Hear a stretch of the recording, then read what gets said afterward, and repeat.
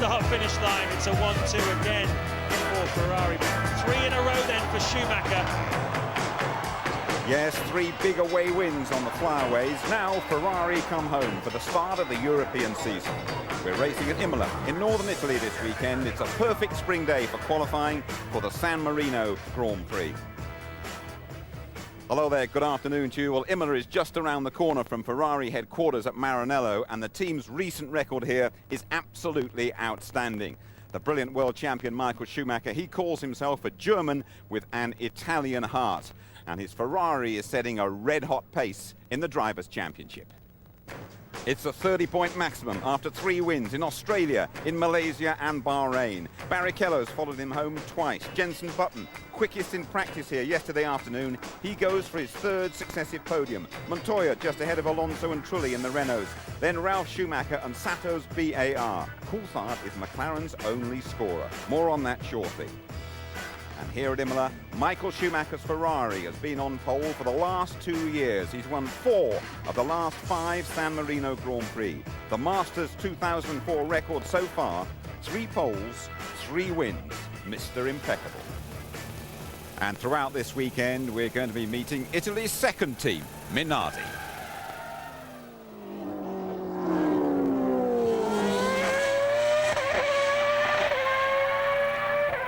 Minardi boss Paul Stoddart joins me. Paul, what are your expectations from your home Grand Prix? Well, Jim, we always want to give our fans a great sort of race for their home race, but realistically, we're fighting with the Jordans at the moment, and if we could split the Jordans today in qualifying, that'd be a good result for us. Just compare life with you here at the thick end of the paddock, if I can put it like that, to the glorious end, to the Ferraris. The real end of the paddock, yeah. I think it just comes down to budget, sadly. I mean, you know, you can't take away the excellence of Michael and the job that Ferrari are doing. But then again, if you've got a budget that's 10 times greater than ours, you know, imagine what we do with maybe twice or 3 times our budget. We're pretty happy with what we're doing, but we accept the fact that at the moment it's a tough battle. In absolutely practical terms, what differences do that budget make between you and Ferrari? Just a world of difference. I mean, you know, just think of any business, any part of life where you're competing with 1/10 of what your competitors are competing with. Now, you know, pretty soon we hope to have a new round of negotiations that'll see something a bit fairer, but for the moment we just have to get on and do the best we can. Now, I get the impression when you talk about a new round of negotiations, you're talking about the FIA President Max Mosley, who's brought in some pretty radical new proposals. What are your thoughts on them? Well, Max has, I think, now been trying to champion for the last few years cost savings in Formula One and give everybody a bit of a fair go. Hasn't always fallen on receptive ears, so now he's taken the initiative, called this meeting in Monaco, and I think you'll find that what will come out of that is rules for 2008. Now, they can't be implemented earlier, but it'll lay down the gauntlet for what Formula One is going to be and what shape it's going to take after 2008. And I think it'll be vastly different to the Formula we know today. Awful lot more competition and perhaps a fairer opportunity for teams like Minardi. Good, Paul. Thanks very much. Best of luck this weekend. Thanks, Jim. Right, let's find out a bit more about those suggestions, shall we? But really turn the world of Formula One as we know it upside down. Louise Goodman reporting. Max Mosley's proposals are designed to improve the spectacle at Grand Prix by putting a far greater emphasis on driver skill and to substantially reduce operating expenditure, helping the smaller teams to remain competitive and encouraging newcomers onto the Formula One grid. A ban on electronic aids, a return to manual gearboxes and the use of standard components and materials would reduce costs and promote closer racing. Out would go the current 3-litre V10 engines to be replaced by 2.4-litre V8s. The new units would also be required to last for 2 weekends instead of the current one. And there would be an end to the tyre war, with one manufacturer supplying the whole grid. Teams would also be banned from changing tyres during the race, although refuelling would stay. Cars would remain under parc fermé conditions throughout the event, so there'd be virtually no setup changes all weekend. Less work at races, plus a dramatic cutback in testing, could see teams competing successfully with a far smaller workforce. There are also proposals to increase the field to 24 cars. Manufacturers could sell components to their rivals, or even a whole car if they chose, enabling new entrants to buy their rolling stock off the shelf. Just to underline those proposals are for the year 2008. Team bosses will consider them at a meeting in Monaco on Tuesday week. It could well run into Wednesday as well, I would imagine. Right, let's take a closer look at the Imola circuit with Martin Brundle and the Minardi driver Scholt Baumgartner. Now, it's fair to say I don't think that Martin was all that impressed by the Hungarian's driving skills in the Australian Grand Prix.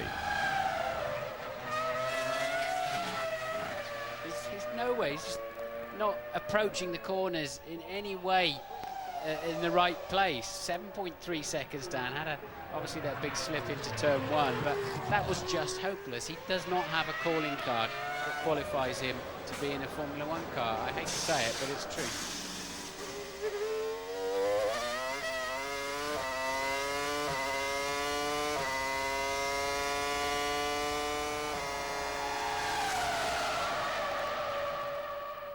Fourth Grand Prix of the season, but of course the first in Europe here at the famous Imola racetrack. Is it for the last time? I'm joined by Scholt Baumgartner from the Minardi team. We're with Minardi this weekend, of course. Scholt, I have to be honest, I was quite critical of your driving in Melbourne because I thought you were taking some strange lines. Are you getting on top of this Formula One Minardi now? Yeah, I feel it's getting better, and every race I have better impression with the car, and I feel more and more. Now this is a local track to your team, of course, from Faenza. How do you approach this kind of corner down here at the first chicane in Tamburello? Yeah, basically you take a break roughly after 50 meter, and you take a very tight entry and catch the curb quite a lot, and then get struggle through there and then keep the speed and get a quick third part. So after this Tamburello chicane down to Villeneuve, how does it feel through there? The Villeneuve part is a great feeling because it's basically there you have one idle line because you have to be very quick on the first part, and you need to break down the car a lot and be quick as well on the exit. I think is there one line. But then a very tight hairpin up the hill for Tosa. Tricky? I don't think so. It's just very important to don't lose the camber of the circuit, you know, when you enter there. So the car accelerates well down the hill, and Acqua Minerale, take us through the first and second part of that. Yeah, I catch up there 6 gears still before the quick entrance, and then I just shortly change back to fifth, and then I give a bit of throttle. Once again climbing the hill then to Variante Alta, the tricky chicane at the top with the really high curbs. Yeah, that was quite good for me there. I was braking really late and carry lots of speed in, and that's a point where you can gain a lot of time. And then you cascade down the hill to Rivazza 1 and 2.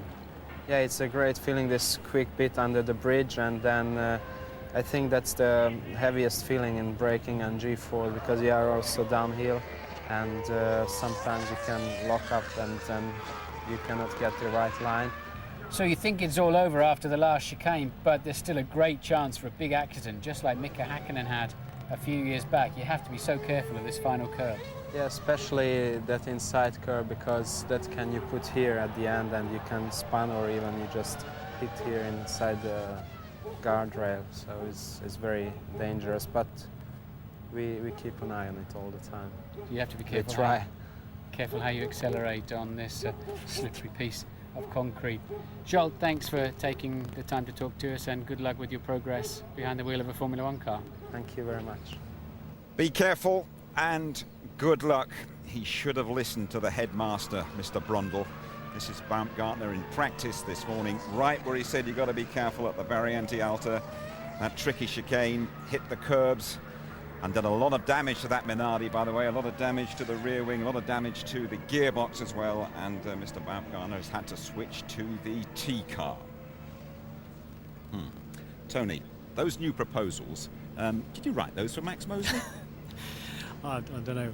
Give the people what they want. Back to basics. Let's get the racing back. Let's get the skill back to drivers. Although it's a good way off, they're fantastic proposals. And it really means that we'll see a battle of the drivers in the future rather than a battle of the software engineers.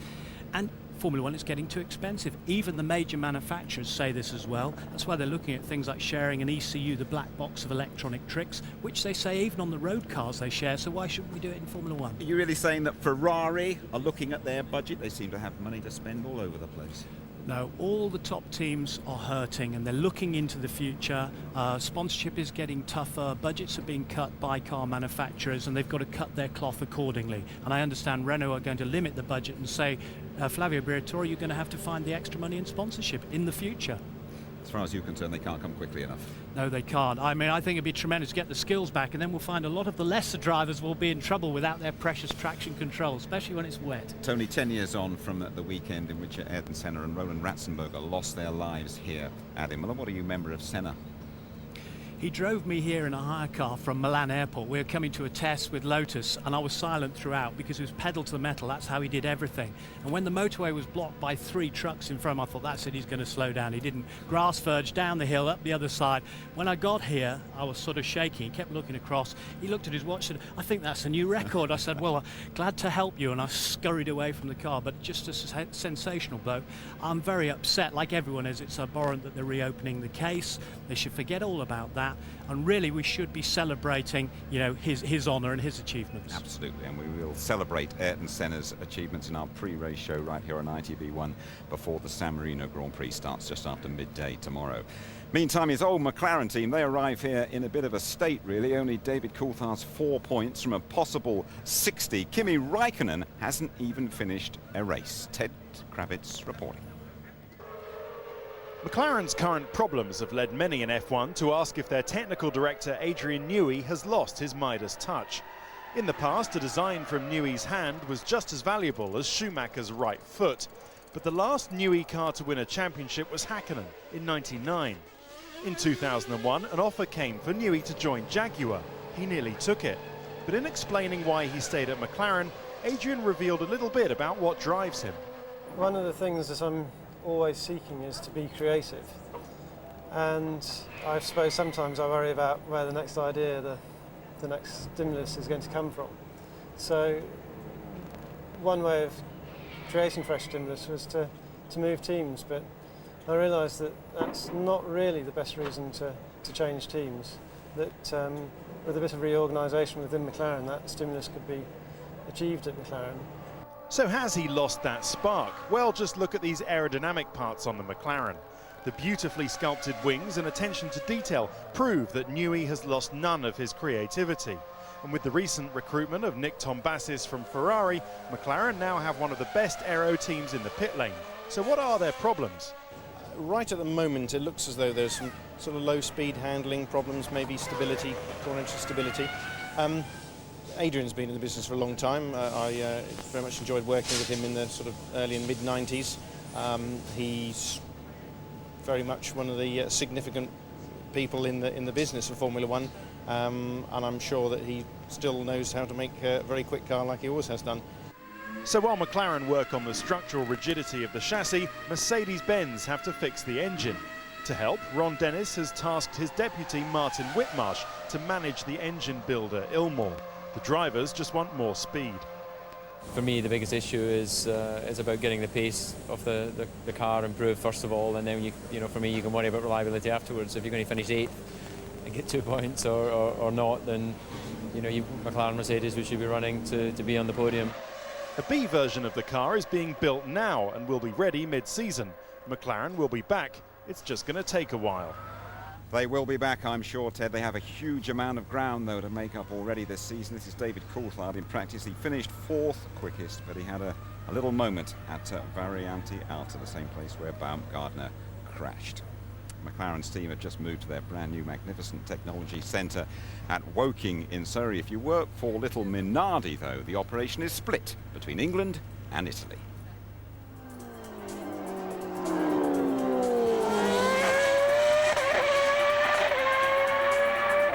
Massive effort to get everybody here, some from the UK and some of course based here in Italy, and that's even before we start the race.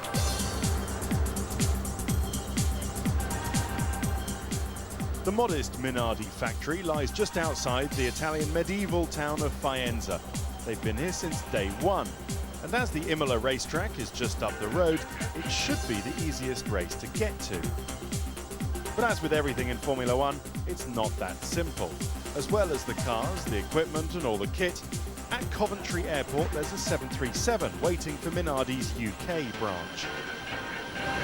Even though this is our home race and we're only 15 kilometres here at Imola from our factory in Faenza, it still takes the same amount of effort, some 69 people, 3 cars, all the spares, the transporters, the motorhomes to make this race weekend happen. There are no precious prima donnas in this team. Even the drivers turn up to lend that crucial bit of moral support.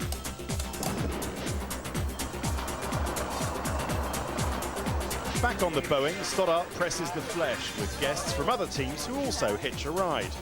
It's his plane, so he can sit where he wants.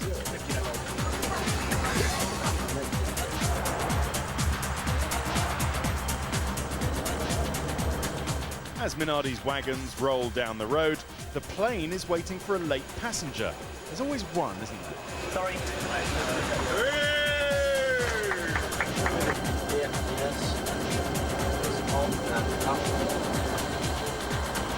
They've made it to the circuit, and unloading the cars and the cameraman happens last of all. It's only the Wednesday before the race, but everyone's thoughts are already on how the 24th San Marino Grand Prix will play out.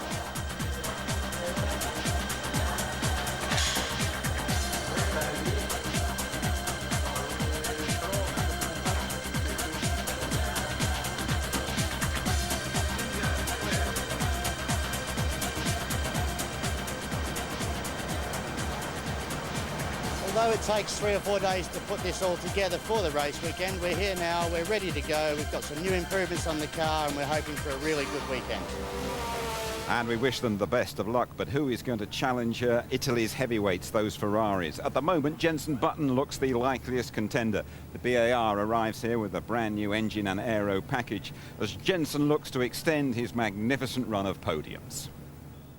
I didn't expect to have 2 podiums in the first 3 races, but you know, my goals have now changed for this year, and hopefully we can consistently be fighting for the podiums throughout the year. The way things are going, everyone's very positive, not just the mechanics and the engineers, but everyone back at home in the factory. So as long as we can keep pushing and improving the car, there's no reason why we can't get close to the Ferraris.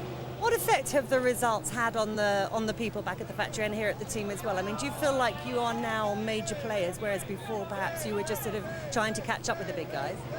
It's, you know, last year we had a good year, but we did need to make a step forward this year, and we have.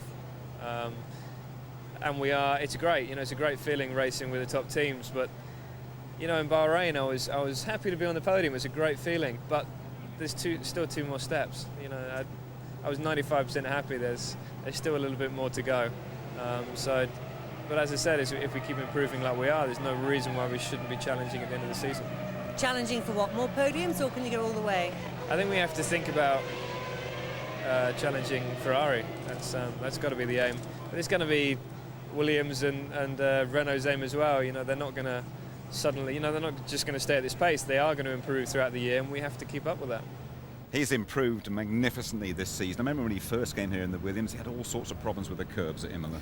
Yeah, you've got to be able to use the curbs. The car has to be able to use them and abuse them. But it's the testing, the reliability and testing that they've got, Jim. They're now able to transfer it to the race. But the big key is, having done the first 3 away from home, back to base, can they do it in Europe? Let's hope they can keep the momentum going. Always love to see a number 1 next to Jenson Button. We saw it yesterday afternoon. Quickest in practice, quicker than Schumacher and the Ferraris. First and second, Takuma Sato second, Jenson Button first yesterday.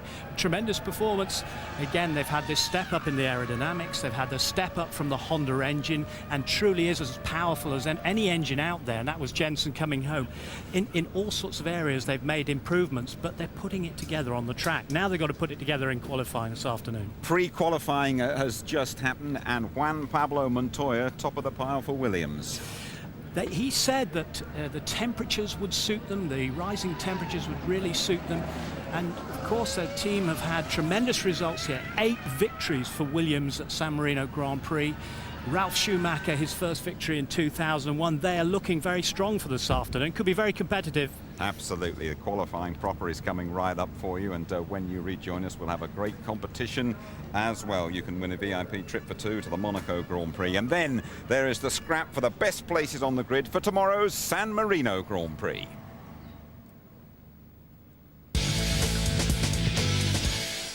We are on the verge of the first qualifying session of the European season at Imola. We have 8 races in 12 frantic weeks, including Monaco in a month's time. And here's your chance to sample the ultimate Monte Carlo experience. This really is a very special prize. It's a VIP trip to the Monaco Grand Prix. You and a friend will be flown to Monte Carlo, you'll stay in a luxury hotel, and you'll watch the race from an exclusive location. And you get to mix with the rich and famous at the star-studded Steinmetz Diamond Party. All that and £500 spending money too. This is your chance to get in with the in crowd.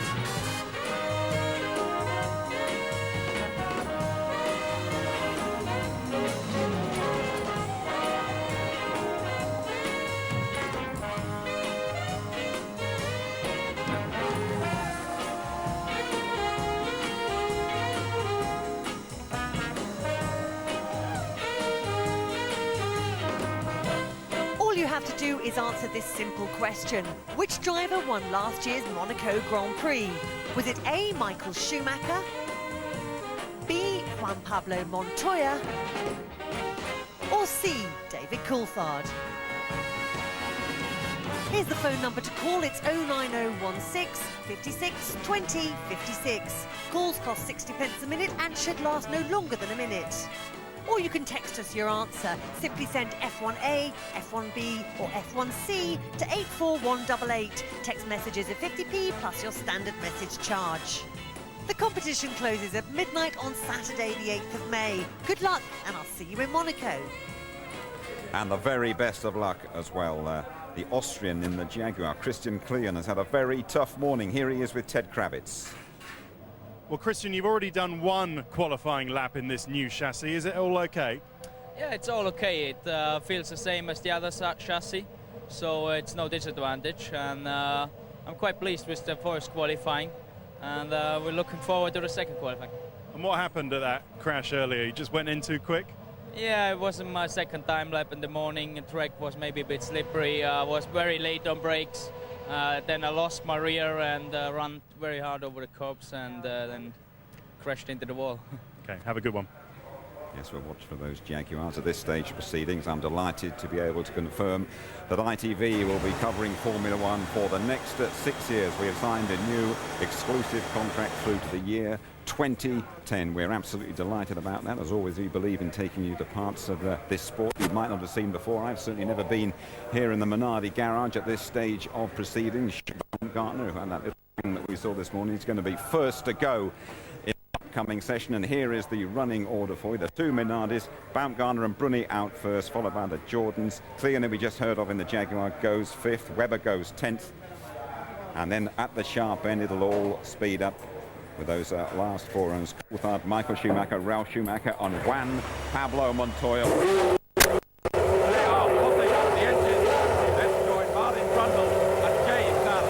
Thank you, Jim. Don't get deafened down there by the Minardi engine.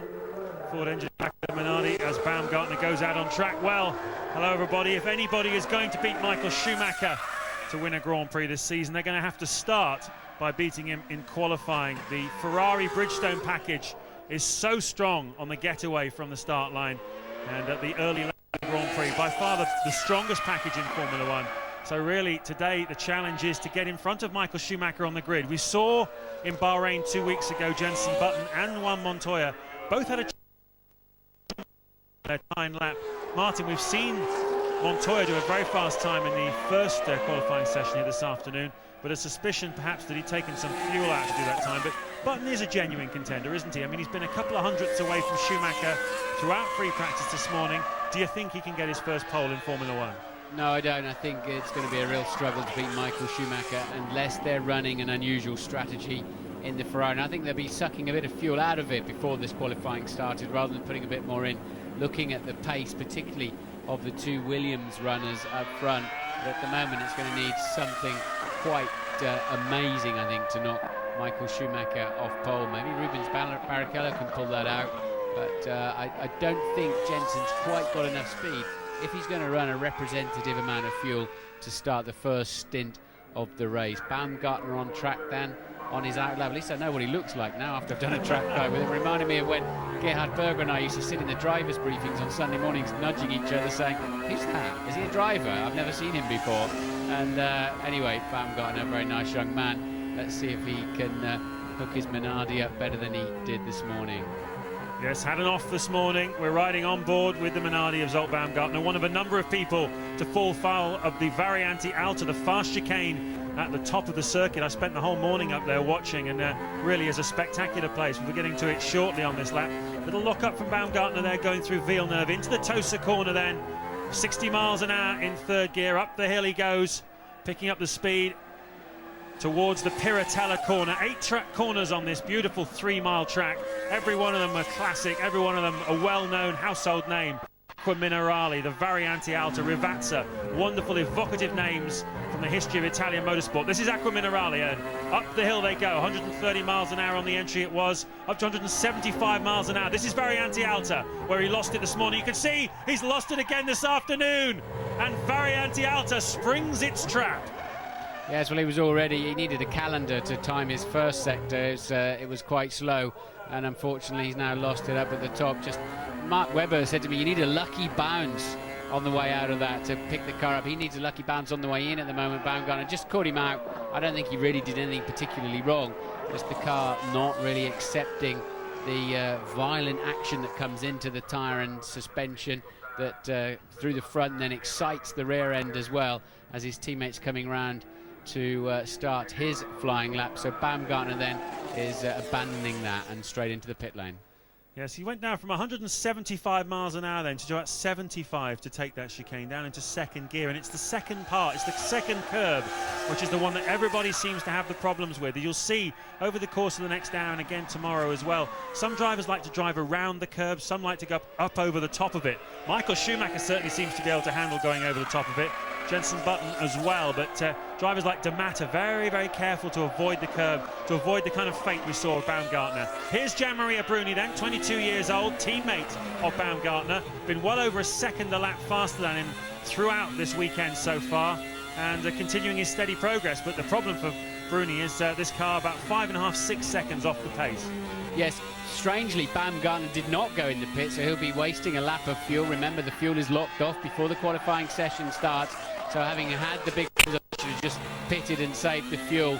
Bruni has been quicker than his teammate. We heard Paul Stoddart say at the beginning of our programme, we're hoping very much to split the Jordans. Well, on the evidence of the qualifying one just before this started, they're going to have to find a good second and a half if that's going to happen. At the moment, it looks like they're going to be towards the back of the grid. Of course, if anybody changes their engines or whatever, they tend now to start behind them. They've been starting 17th or 18th, what have you. But Bruni then, a relatively solid lap. Pole today is going to be a 120 point something, and Bruni's going to be lucky, I guess, to do a 125 something. Here we go, it's even worse than that, a 127 almost. So really not stellar speed from the Minardis, and you have to assume that they're fueled up for at least a 2-stop long first stint. Lap time for then Juan Montoya in the first qualifying session with a 19.8. But as we said before, we feel that may be, he may have taken a bit of fuel out to do that.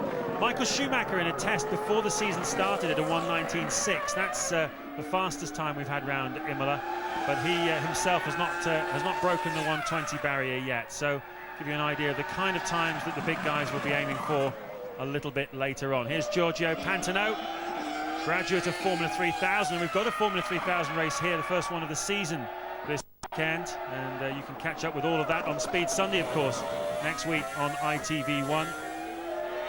Pantano, one of a number of drivers to graduate, Heidfeld, Montoya, from Formula 3000 into Formula 1, and at the moment, you'd have to say, Martin, not finding it the easiest of transitions. It's hard to come into a team that's struggling a little bit, especially if the car's not working too well, but I think you're right, James. He's then compounding his own problems. I think he's overdriving the car.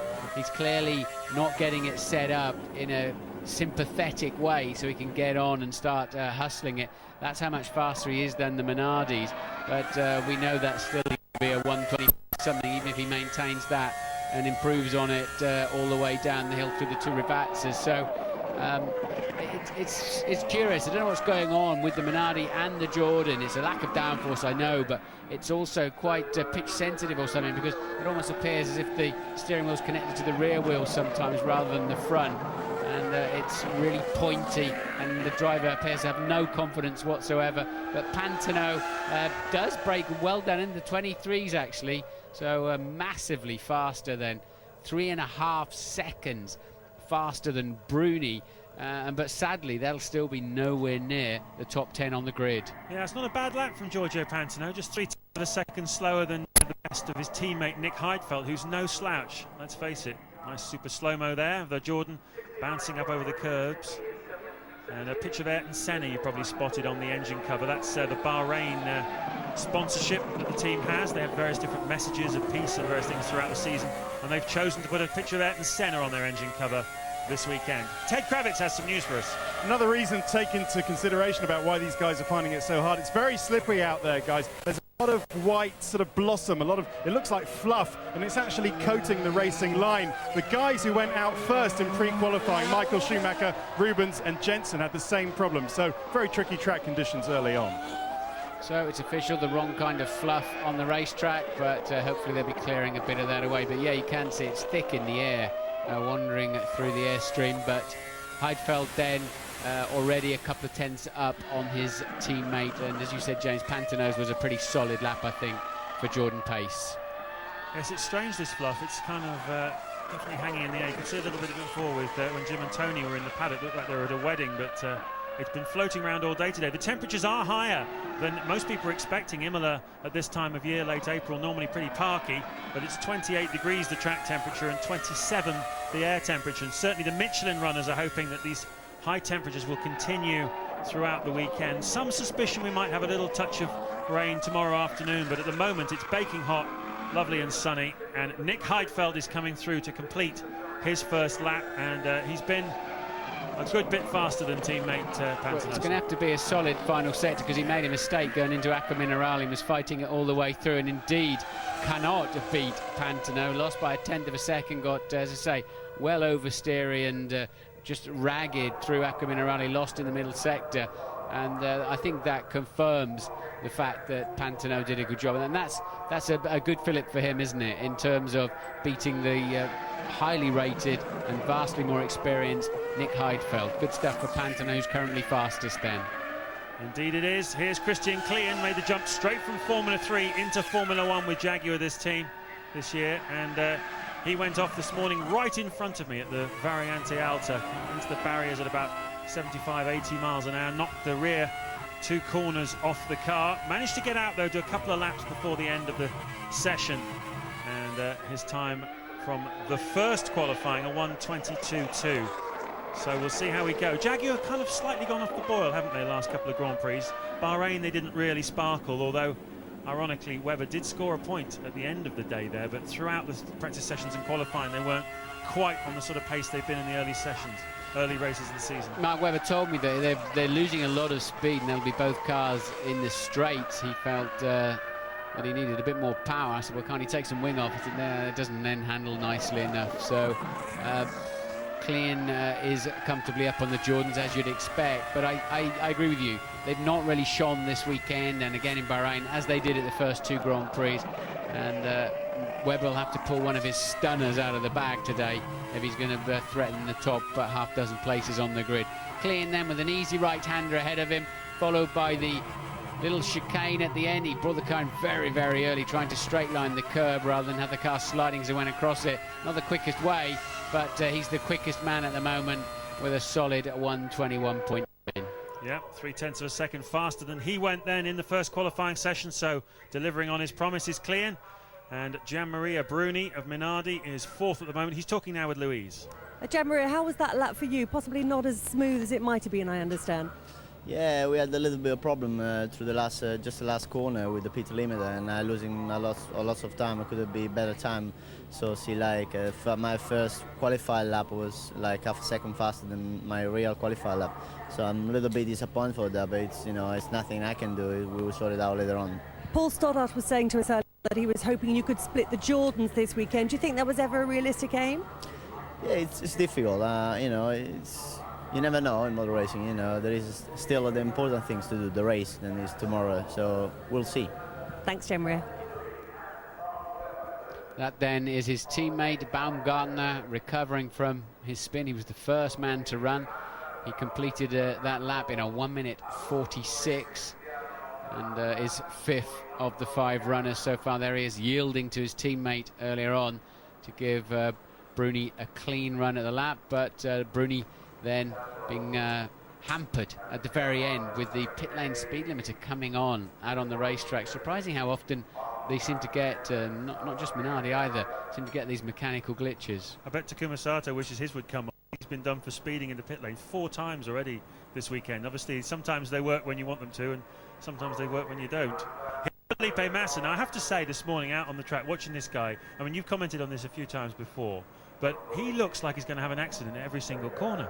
And the Variante out to the high chicane, when we see him in a minute coming through on his qualifying lap, totally sideways over the second curb. Extraordinary. How does he keep the thing on the island?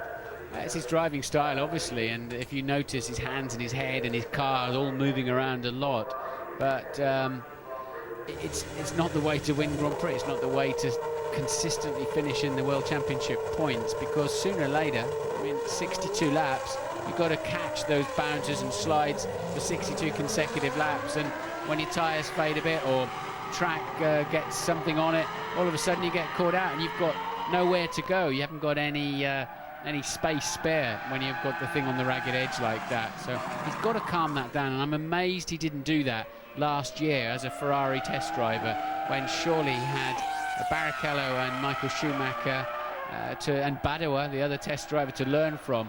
He should have just honed that down now.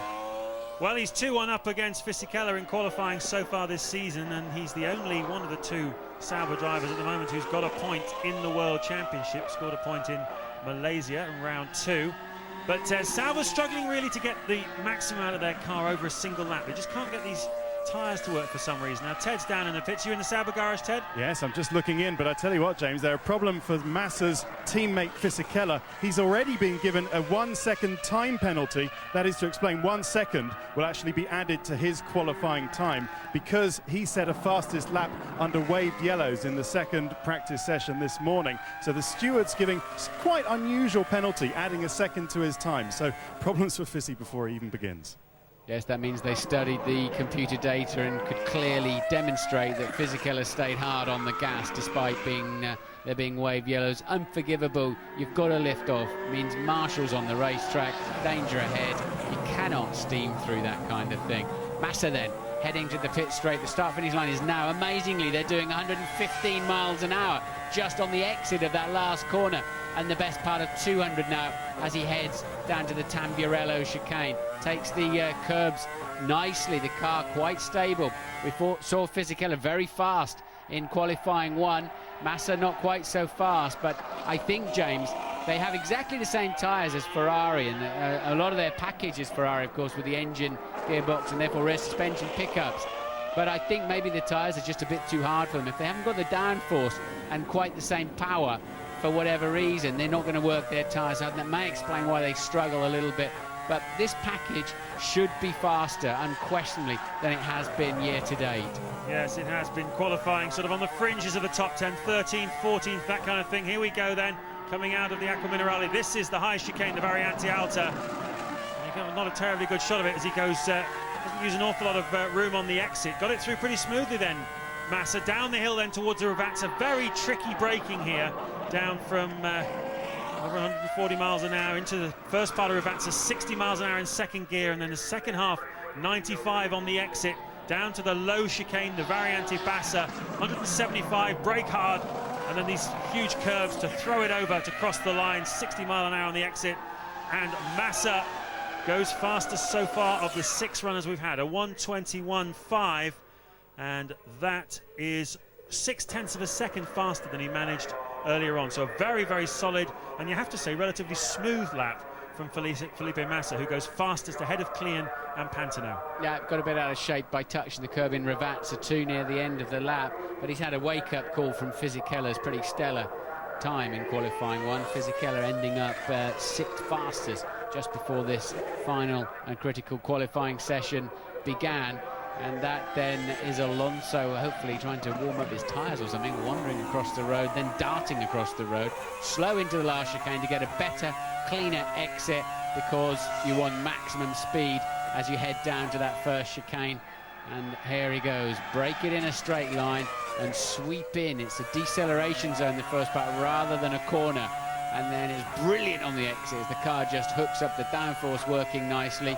And once again, use the first part of Villeneuve as a deceleration zone. Over to the right for Toza. A very difficult, clumsy corner. Renaults do not work well around it. They look wooden across the curbs. They're bouncing across the curbs. And it does seem the drivers lack confidence to really attack some of these smaller chicanes. Can Alonso make the difference around the rest of the track? At the moment, he's fastest, of course. Would have expected him to be significantly faster than Massa, who's currently on a 1:21.5 at the top of the hill. Hopefully will stay on board. Look, there's those nasty curbs, and he lines it up nicely, uses that bit of grasscrete on the exit so he can accelerate harder, sooner. And now a wonderful feeling as you fall down the hill and have to brake slightly earlier for Rivatsu, and come off the pedal early too and just get the corner going. That curb on the inside's tended to put a few cars sideways. Now take the line of least resistance to be on the right-hand side. What's he going to do with this final curb? He just jumps across it, but he's having to hesitate before he can get back on the throttle, but goes in a 1:20.895, and I think he'll be very, very pleased with that. Yeah, that's not bad. We're expecting pole to be about 1:20, and Renault haven't been able to exploit this car, have they, so far this season? In qualifying particularly, Alonso's had 2 qualifying sessions where he's made a mistake in Malaysia and Bahrain in the final stages of the lap, thrown it off, had to start from the back of the grid in the Grand Prix. He was wonderful in Bahrain, a really tremendous effort, but that's a solid qualifying lap then for Fernando Alonso.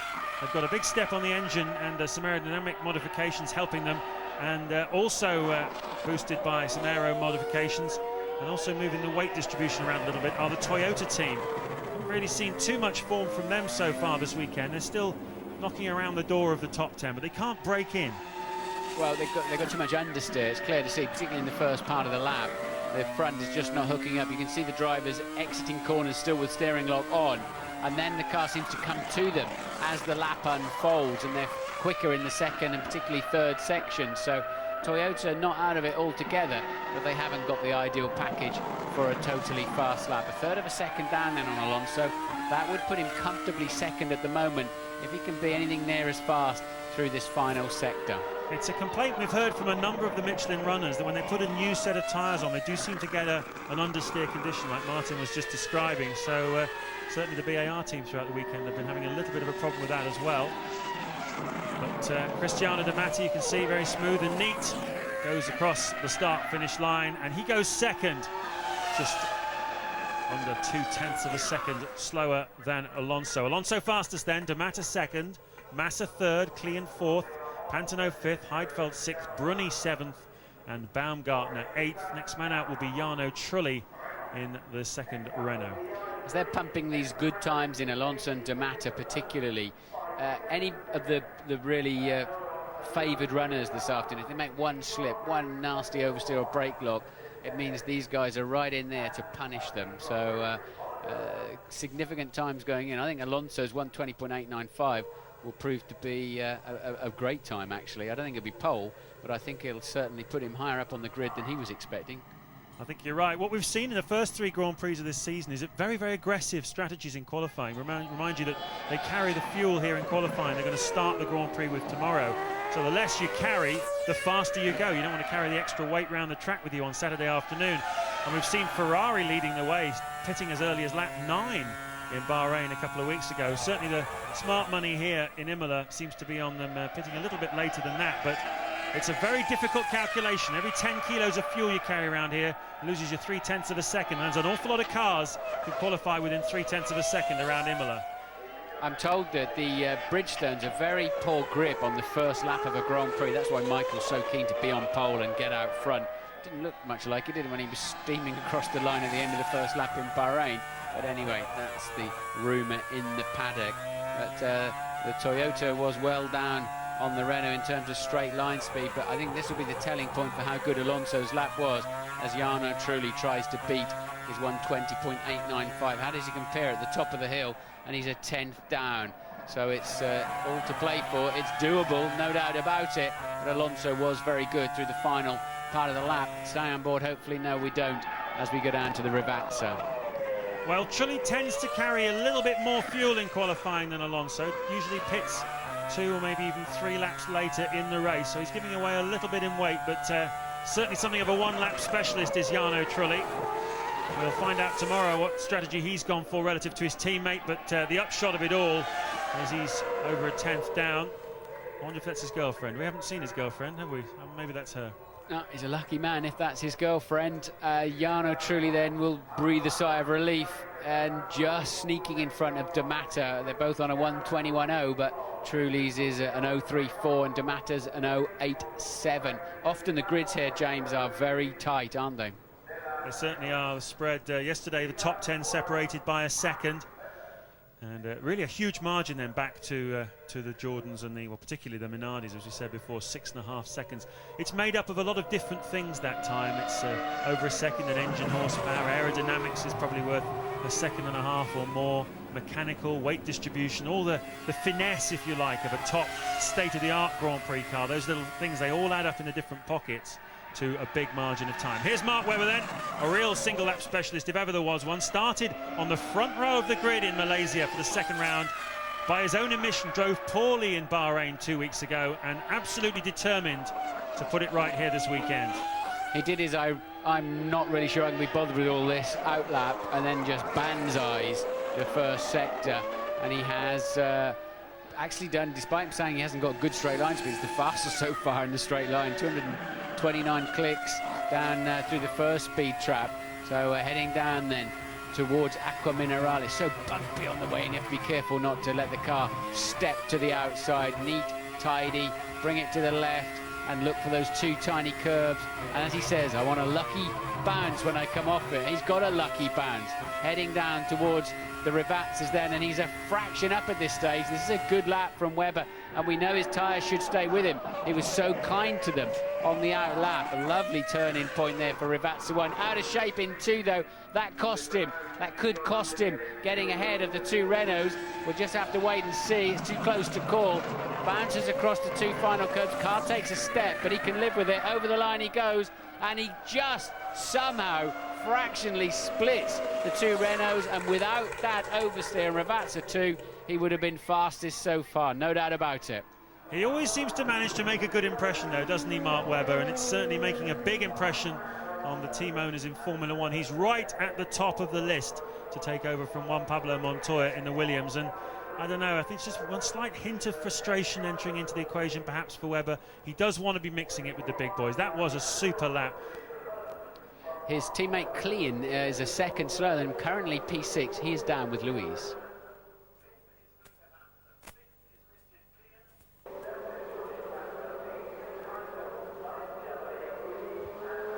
Well, Louise obviously having a bit of a problem getting through to us.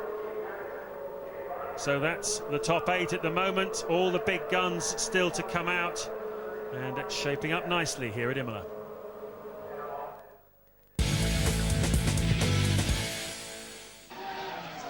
Final qualifying for Sunday's San Marino Grand Prix at Imola, the 24th running of the San Marino Grand Prix. You're looking at Olivier Panis, who's just starting a hot lap in the Toyota. His teammate Cristiano D'Amata is 4th at the moment on a 1:21 flat. Alonso fastest, Mark Webber second, Trulli 3rd at the moment. The 2 Renaults then behind the Jaguar as Panis goes on his merry way. He almost stopped on the outlap as if he had some kind of technical problem. Got it up and running again, but clearly not as quick as fellow Michelin runners down to the first sector there. Alonso, Webber, Trulli all faster than him. In fact, it's not a good first sector at all for Panis. I think it was a troubled outlap. Maybe his mind not fully on it. Maybe his brakes not up to temperature either.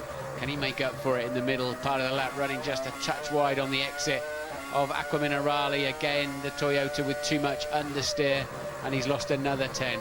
That looked good though, didn't it? The car taking the curb very well there, and just short-cutting then to the left, ready to sweep down the hill to the right, where we always seem to go off board, ready for Rivazza. Well, he's about a tenth down on teammate De Mata at the moment, who's currently in 4th place, almost identically matched his middle sector time.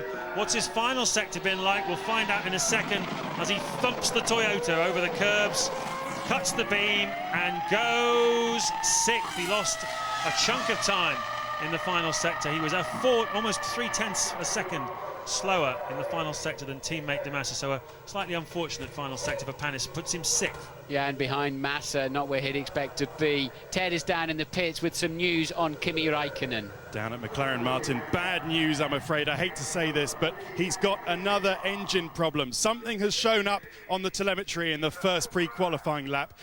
It's terminal. They do need to change it. So what they're going to do is send him out for his installation lap so that he's going to scrub these tyres, but they're going to do the same as they did in Bahrain. He will not complete his qualifying lap. He'll come straight back into the pits. I believe you're seeing it now. Save the beneficial bits of that tyre and a bit of fuel, and he's in the pits. When is their luck and Kimi's luck going to change? That's extraordinary. So what you're saying, Ted, is that car there has got an engine problem. He's managed to get a lap on it. Correct. They saw on the telemetry that it does have an engine problem. If they ran it for one more lap, it would go bang in a very embarrassing way. So they've decided not to do that hot lap on it. He's just come in, scrubbed those tyres, as I said, and he'll start at the back of the grid. They will, of course, change that engine now, and any engine change after qualifying means that he automatically starts at the back of the grid, so there's no point doing a qualifying lap.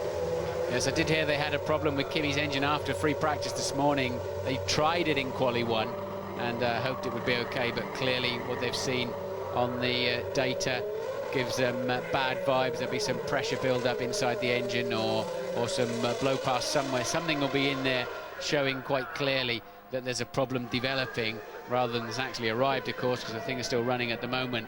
But Räikkönen then will start from the back of the grid come what may.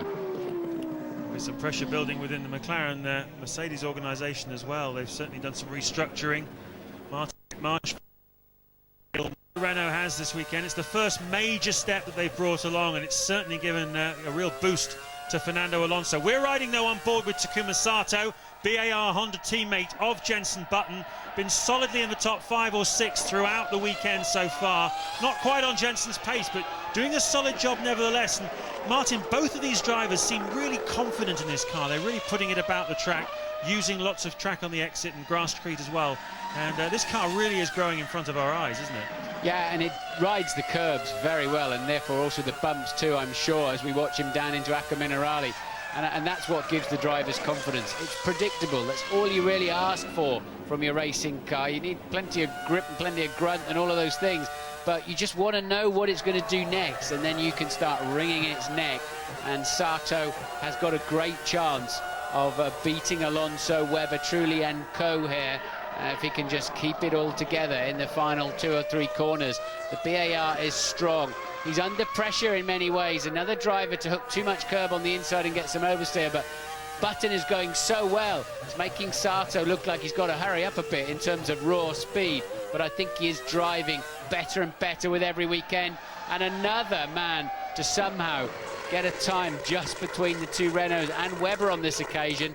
A solid P2 then for Sato, and another one of those drivers, James, that's there to punish any of the favoured runners today should they make one tiny slip up. They're all putting in very good times in the 1:20 20s. They are, but he was another driver to lose time in that final sector, wasn't he? You saw him, as you said, catch a little bit of the inside curve on the second part of the Ravazza, but I just wonder also, we talked before about how you have to be gentle with these Michelin tyres on the outlap, and he, like Webber, lost time in that final sector, so I just wonder if that is a factor as well. Jenson Button is definitely going to have to watch out for that when he goes out for his qualifying lap in a few minutes' time. Here, though, the first of the Ferraris on home soil.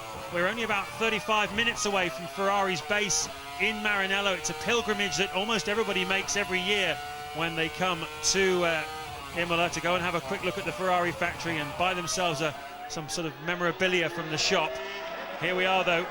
They really are on song at the moment. Barrichello, though, not really matching the pace of Michael Schumacher since that first Grand Prix in Australia. He was so close to him on pace there, but Malaysia, Bahrain, and again here this weekend, Schumacher definitely has the upper hand. mean, the cars are so good now through Piratella.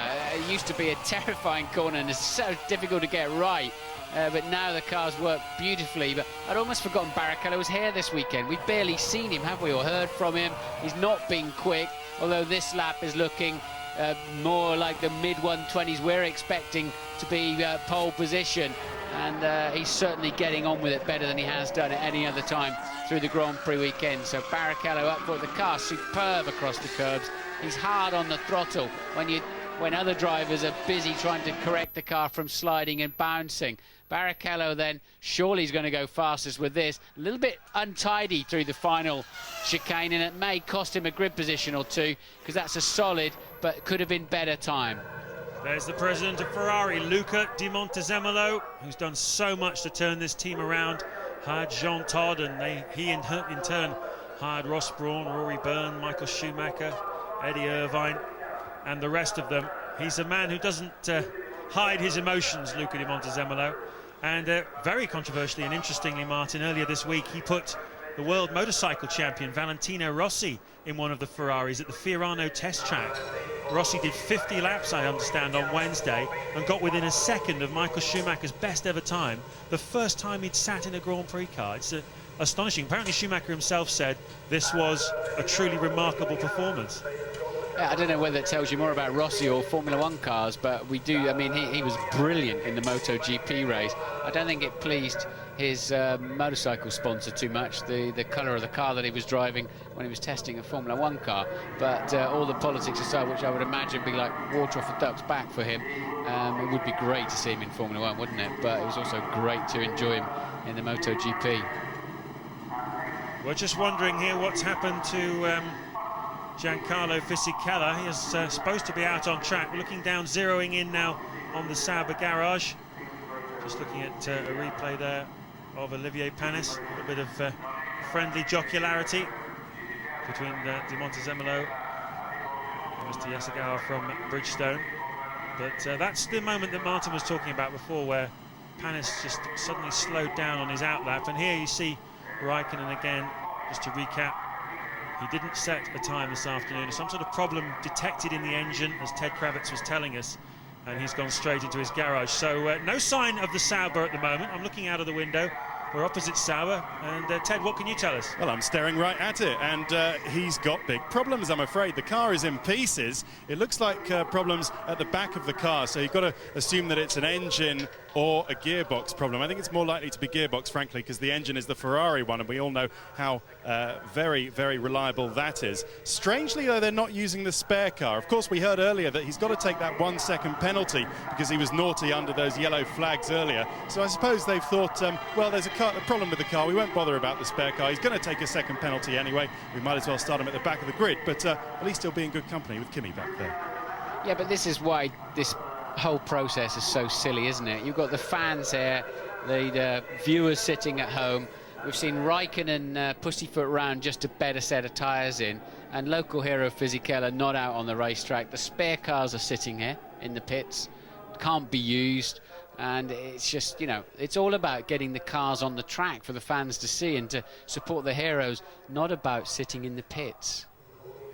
So there's Jenson Button getting ready to go out in a moment. At the moment, Barrichello then fastest from Alonso, and Sato in third place, Webber fourth, and Trulli fifth.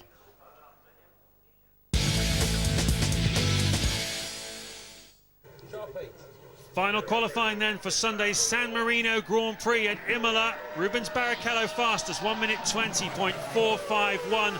Jenson Button has gone faster than that so far this weekend. He's going to need to pull something out very special here on this flying lap. Opportunity knocks then for Jenson Button. He's been threatening to challenge the Ferraris the last couple of Grand Prix. It's really over the single lap in qualifying more than in race conditions that the BAR is able to get close to the Ferrari. Let's see if he can do it then. Once again, another BAR that's very happy on the curbs.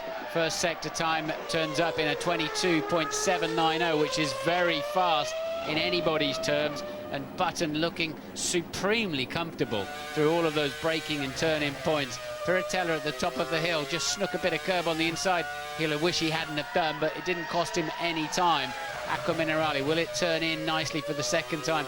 Yes, it does. Car's straight, so it's going forward with the maximum velocity at the top of the hill then. He's going to charge through here. You watch. Let's hope he gets the lucky bounce on the way down. Car's totally calm as it lands.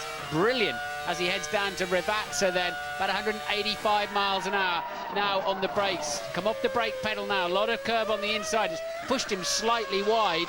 It's not the ideal line he took there, but he got away with it nicely, and Rivazza 2 looked very good. It's going to be nip and tuck with Barrichello in the low 1 minute 20s. A good final run through the chicane then, and he does indeed go first with a brilliant 1:19.7. His final sector was incredible. He just straight lined that final chicane and took a bundle of time. Excellent. Well, a not very happy looking Luca Di Montezemolo. You have a lot of pressure now on Michael Schumacher's shoulders to try and go out and beat that. And is this going to be the first ever pole position in Formula One for Jenson Button? David Coulthard, Michael Schumacher and the two Williams stand between him and his first ever pole. It was the final sector that had been giving Button and BAR problems. Clearly it was about managing the tyres properly on the outlap. That's what Jenson Button did, and an absolute stonker of a qualifying lap by Jenson Button. Ted, what can you tell us? Fantastic atmosphere down here at BAR. Massive backslapping and claps all around. And I tell you, when that shot of Luca Di Montezemolo came up, all the mechanics pointed at the screen and went, let's see what your boy can do. Excellent from Button. You asked me if I thought he could be on pole, James, and I said no. At the moment, that is going to be a very hard time to beat for Michael Schumacher. And look at that, Coulthard a half second adrift of Button down at sector 1. A very poor first sector for David Coulthard then, if he wants to be in the top 4 or 5 on the grid. It's getting difficult for the crisis words creeping in at McLaren in terms of Raikkonen, and we know is already going to start this race at the back. Second part of Acqua Minerale for Coulthard, didn't quite hook up with the curb on the inside. Now he's going to have to start taking some risks if he wants a top grid slot this afternoon. And again, the car just working a bit harder. Driver hesitates, unlike the BARs, which just flowed off those curbs. And Coulthard tends to be very quick in the final sector of this lap. Yeah, the driver's just not really able to have the confidence in this car. You can really see it, can't you?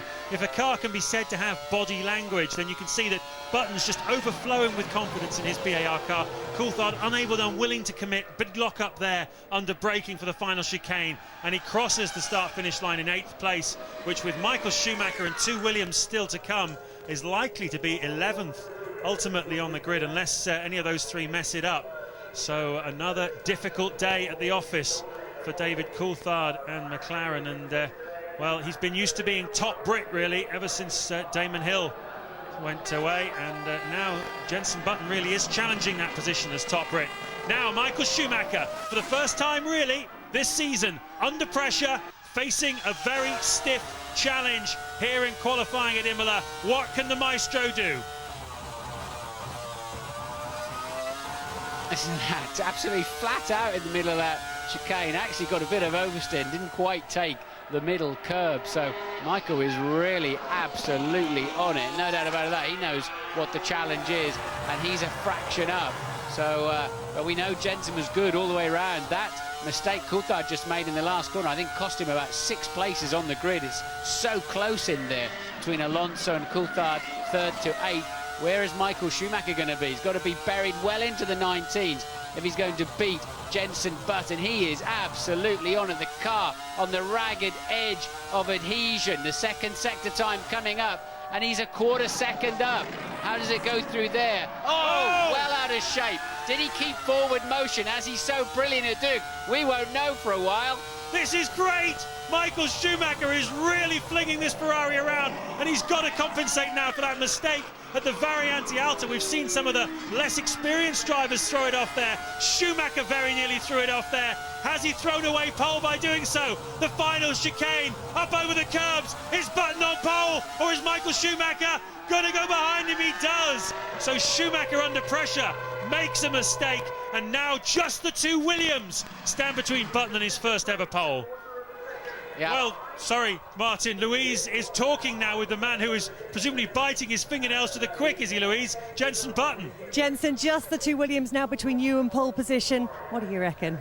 Fantastic. You know, even if we're P3, you know, I think we'll be pretty happy. The car's been running strong all weekend, and you know, I think we've done a good job. We really have. Fantastic, well done. Thank you. And the most important thing, like I said at the beginning of this qualifying session, is somebody needed to get in front of Michael Schumacher to stop him from driving away at the start of races. We've got that now. We've got at least Jenson Button in front of him on the grid. And so tomorrow's Grand Prix promises to be quite different from what we've seen so far this season. That Ferrari Bridgestone package will not be able necessarily to just drive away at the start. Let's look though at these two Williams. They can still spoil Jenson Button's party. Ralf Schumacher has had a fairly so-so weekend so far, but we all know he's very capable of pulling a lap out, but it doesn't look like it's going to come on this lap. Half a second down after the first sector alone. No, he's very slow down there, isn't he? And looks like they've put some fuel in these Williams because they were mighty fast in Quali 1. But that's a slow first sector. Didn't see any errors or problems, so to speak of. But Button then looking incredibly strong for his first ever pole position. Here's the second sector time, and it's still half second. So Ralph's pegged him in the middle sector. Michael had pole in the palm of his hand and made that mistake. Variante Alta, the top chicane there, and let Button off the hook by and large. I don't think Ralph can make a half second in the final part because Jenson Button was mighty through here. Well, it's a neat reversal, isn't it, really? As I was saying, others have challenged Schumacher for pole so far this season, but they have gone and thrown it away. Here today, Schumacher himself is the one who's made the mistake. Ralf Schumacher, a fairly so-so lap. One has to presume that he put a fair bit more fuel in the car than he did in his first qualifying session. And look at the expectation at BAR. It won't just be Button's first pole if he can get it. It'll be BAR's first pole as well. After all the years of trying, all the years of difficulty. And Jenson Button in his 71st Grand Prix weekend. Now one man stands between him and pole. And you have to assume that Montoya is going to be on a similar strategy to Ralph, although who was the quicker one in Quali 1? It was Montoya, wasn't it? He was the man who got into the 1 minute 19. So it's not all over yet. Montoya with a challenge ahead of him. Let's see if he's going to throw caution to the wind like Michael Schumacher did to beat Jenson Button's time. He's been 11 times on pole position in his career, but it's been 6 races since Montoya has had pole. It's been a bit of a drought. Ferrari have had the upper hand in qualifying towards the end of last season and the beginning of this. And can Montoya do anything about Jenson Button? That's the early indicator. 2 tenths to be made up in the final 2 sectors of the lap. Is he going to do it? It's doable. There's not a lot to be found or lost at Piratella. It's a sweeping entry to Acqua Minerale, 5th gear, down 2 more into 3rd, hook the inside curve to pull the car around, straighten it as early as you can. The Williams not quite as tidy and calm as the BAR, no doubt about it. Took a lot of speed through there, didn't he? Didn't have to make any correction on the exit. And he's still got 2 tenths to find, though. It's looking very good for Jenson Button. 2 rebatas to go for Montoya. Here's the second one. It's neat and tidy. We know this BMW Williams got good straight line speed, but he's going to have to be incredible through the final chicane and just absolutely virtually straight line it. He comes over the line. It's going to be second, or is it going to be pole? It's not even going to be the front row. It's 3rd. And Jenson Button has got his first pole position in Formula 1. A wry smile from Ross Brawn. He said himself, coming away from Bahrain, I sense a growing threat from the BAR team. What we don't know, of course, is how much fuel he's carrying, Jenson Button, compared to Michael Schumacher and the 2 Williamses of Montoya and Ralf Schumacher. We'll find that out at the end of the first stint in tomorrow's Grand Prix. One would imagine that Button has taken a little bit of fuel out to get the pole, but it was certainly well worth it. And what absolute elation. A team that is really, really on a roll. BAR Honda made some modifications here. They've got some aerodynamic parts, a step on the engine as well. And the upshot of it all is that Jenson Button has taken pole position in front of a Ferrari here at Imola. Yes, he forced Michael Schumacher into a mistake. Pole position in their 87th Grand Prix, the BAR team. And Michael lost half a second to Jenson in the final sector. And of course, we saw exactly where that was, as he was well out of shape on the grass at the very beginning of that final sector up at Variante Alta. But in the end, Button on pole by a comfortable quarter of a second and a full half second faster than Montoya in third. Just looking at some of the Honda people there, remembering the days of the late great Ayrton Senna, whose death was here 10 years ago. How many Honda poles did he get over his career? And it's nice for them to get another pole position after all this time. That's the top 10 then. Good effort by D'Amata in 10th place. Webber also up in 8th as well. But no doubt about who the hero is this afternoon. He made Schumacher make a mistake. He is on pole position, and I have a feeling that tomorrow's Grand Prix is one you're not going to want to miss.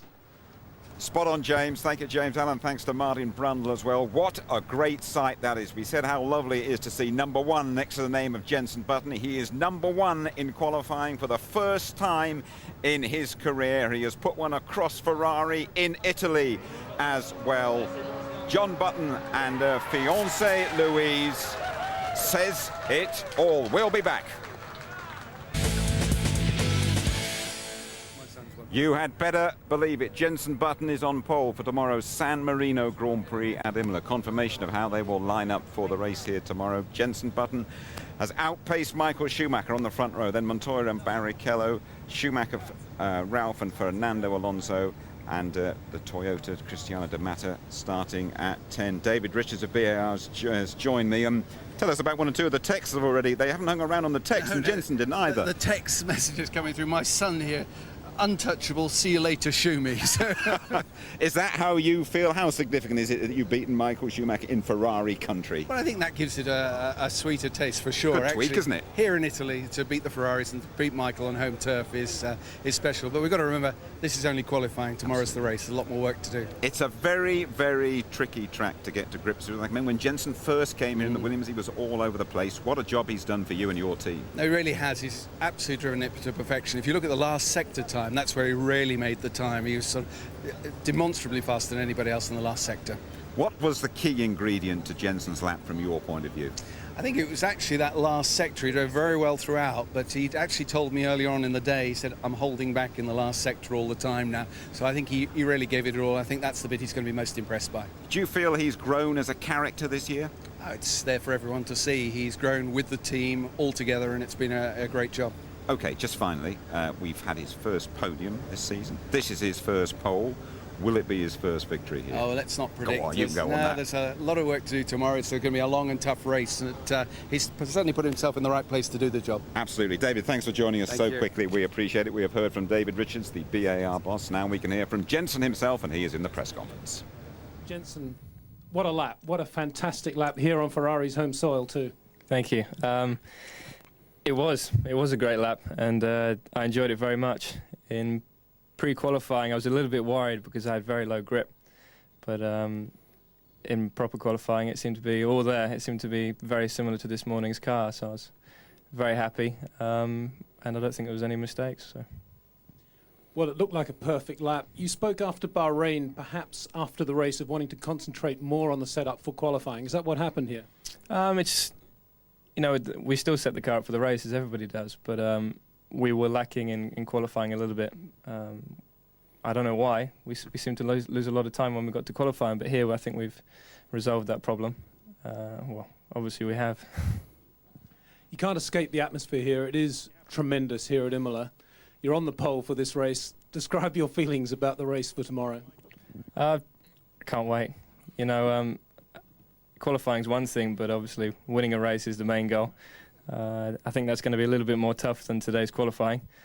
But yeah, I'm looking forward to it. It's the first time in my Formula One career that I've had nobody in front of me at the start, so it's all down to me now.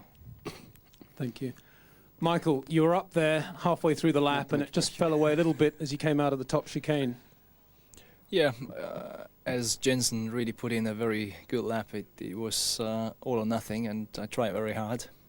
And I just overdid it a little bit at that place, and actually was lucky to keep it on the circuit and not go completely into a spin. Lucky it was just good enough for second then, and it's going to look like an interesting race for us tomorrow. Well, it is 3 wins in a row. Looks like great weather, fantastic atmosphere. How do you see the race going tomorrow for you? Indeed, I think it's going to be a very interesting race, tight battle, I believe. It's going to be interesting to see how the car soared into the first corner, because there's obviously some very potential drivers amongst each other, and that will be interesting to see how that all works out. Juan Pablo, looking very good for you there in the previous session. Tell us how it went in qualifying. I think it went really well. You know, as you could see, we took a little bit of fuel in the first qualifying because we wanted to run last. You know, as you see, the track got better, and it worked quite well for us. Well, I think we got a very good race car. I was lacking actually pace on the tires, and with the work we did, it seemed to come to me a little bit. So I'm very pleased, to be honest. So, it's the first time I was telling Jensen earlier. It's the first time actually I would qualify Ralph here, so it's good. Are we seeing a bit of a BMW Williams resurgence now? How do you think it's going to go in the race tomorrow? Well, I think we have a very strong race car. You know, it'd be interesting to see what happens really. You know, with Jensen, I think it can be a close battle. He put up a lot of good lap today, but I think on the race it's going to be a lot closer. And the question is how the Bridgestone is going to behave against the Michelin. But I definitely think we're in the game. They are in the game, leading the game at the moment. Jensen Button, what an achievement, what a time in the 119s, Tony. It's tremendous. I mean, if you go back to 1999 when BAR was started and it was all around Villeneuve, can you imagine what Villeneuve is thinking right now? The news is probably filtering through to Canada in his retirement home there that Jensen Button is on pole position.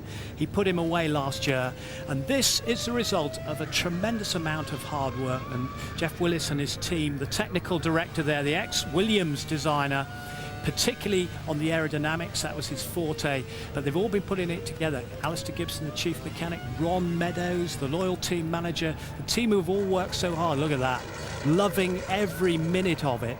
And I don't know if Luca did. Luca de Montezemolo, he doesn't like that. He's come here to see Ferrari take yet another pole position. They've been denied by the Briton, Jensen Button, and we should all wave the Union Jacks. Absolutely, and we will tomorrow, of course. His fiancée Louise, Jensen's fiancée, we saw her with his dad John, and here is Louise talking to Ted Kravitz.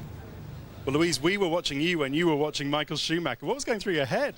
Oh, just please. I was just, we've waited a long time for this. It's been such a long time coming, so I was just praying that he was going to make it, and he did. It's amazing. And then there was the Williams boys. I mean, what, were you shaking with nerves? I was, but watching their sector times, I by the last sector, I felt that they were just too far off, but my heart was pounding and I was shaking like a leaf. It's awesome. It's like we've won. Is he going to be insufferable with all this? Oh, no. He's going to be great. He deserves it. He's worked so hard, and it's, like I said, it's been a long time coming, so brilliant. Bring it on, as he would say. And, of course, he's starting the San Marino Grand Prix from the front row of the grid. Are you going to be, I know you don't like to go onto the grid, are you going to be there? Are you going to be standing next to him on the front row? No way. No, I'm going to stay out the way and just support him from behind the scenes. I don't like to take his focus from the race, so he needs to concentrate. Good stuff. Line, hopefully. Whatever you do, don't stay out of the way for the San Marino Grand Prix. Michael Schumacher, everybody's saying he's absolutely invincible. He's going to win everything for the first time this season. He has been beaten to pole by Jensen. He just couldn't pull it out. Watched by El Presidente. Well, the trouble is he's had it so easy, hasn't he? The best start for him, personal start of the year, 3 race wins, but from pole position, which he's not done before. But this is what they say, you have to put this man under pressure. And this is exactly what Jensen Button has done. And out he went, and he got that big tail out up at the very anti-alta. There we are, taking too much curb. Wow, there was where he lost the time. That's where he lost pole position. But it's also tactically very good. Get ahead of the Ferrari when the Bridgestones are not quite working so well in the early laps. Shorter stints on the stops. You've got a chance of keeping him behind you. Put him under pressure like Juan Pablo did last year. And he makes a few mistakes, perhaps. A bad day for David Coulthard, Kimi Raikkonen unable to complete the lap. And David Coulthard, let's see what he felt about it now. He's chatting to Louise. David, were you pleased with your run? Not really, no. A little bit messy in the top chicane, locked up in the last corner. It's the constant battle of trying to know exactly where you're going to put the car and how it's going to react is the difficulty. But let's wait and see what the race brings us. That reaction, knowing what the car's going to do, that's where the problem lies, is it? I think from a driving confidence point of view, that's obviously difficult. You need to go out and in new tyre runs and have a pretty set plan as to where you're going to put the car and expect it to react in a certain way for that situation. But generally I think that our pace, despite what we see there, has been better this weekend. I think that we're seeing some signs of improvement, so we're just going to keep working and it will slowly come to us. Let's hope they have a better day on race day. David Coulthard starting 11th. I guess the question everybody wants you to answer, though, Tony, is pole for Jenson Button. First pole, will it be the first victory? Well, I thought about that and I thought, right, it's his 70th Grand Prix tomorrow. Nigel Mansell won his first race on his 72nd Grand Prix, so I think he could do it. What are the essential ingredients for him? He's got to get away really well, hasn't he? Because it's tough to overtake here.